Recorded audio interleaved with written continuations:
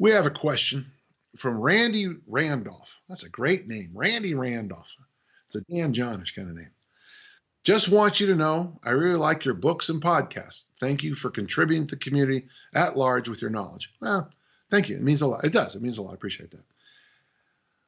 I have a question, though. I've read a lot about your mass workouts in your blog and books. I know you talk a lot of almost completely limiting cardio during mass game. However, how do I get around that when I am tested on my running ability as part of my job? Well, you don't. You don't. You got to make a decision. If you're a military guy, the enemy really doesn't care about your armacondas. You have to make a very difficult decision when you're building mass for a firefighter job, for a police officer job. You got to think things through.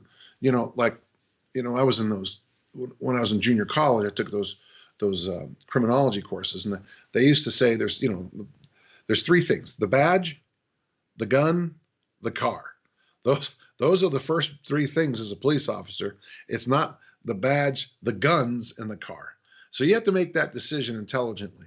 It is very hard to chase two rabbits and expect to catch them both. But I'll continue on. Part of my job. I can definitely pass the test, but attempt to get max, and I'm not sure I can do that if I limit cardio. However, if I put in the cardio work, is it impossible for me to gain mass? How do I get around this dichotomy? Hey, do me a favor. When you do, would you call me and tell me how you did it?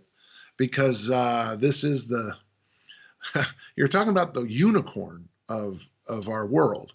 This idea that you can be the strongest man in the world, the most cut man in the world, and the best at cardiovascular work. This is unicorn training. And I know there are people who promise that you can do it all. The problem is at very crappy levels you can. You can, I remember when CrossFit first came out and it talked about, we could take a world-class 800-meter runner and turn him into something else. Well, why would you want, if you're a world-class 800-meter runner, there is no pull-up test at the Olympic Games. It's really hard to be elite in more than one thing. Man, it's hard to be an academic and an athlete at the same time. And so you're asking to chase two rabbits. That's gonna be tough. Are there people who have done it? Some, usually sprinters.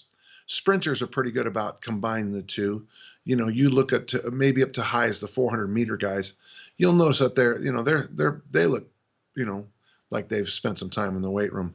But after that, it gets real dicey. It's a tough one. I'm being honest with you. Without PEDs, I just don't think it's possible. I mean, that's a horrible thing to say, and it's not a cop out. It's the truth. Okay, I'm doing my best to be honest with you. I would like to know what the test you're doing is, so maybe we could work specifically. So maybe we could work some roundabouts, some ways of getting around some of it. But maybe that's for another time. Randy, I want you to email back in and just tell me what the specific test is. Thank you.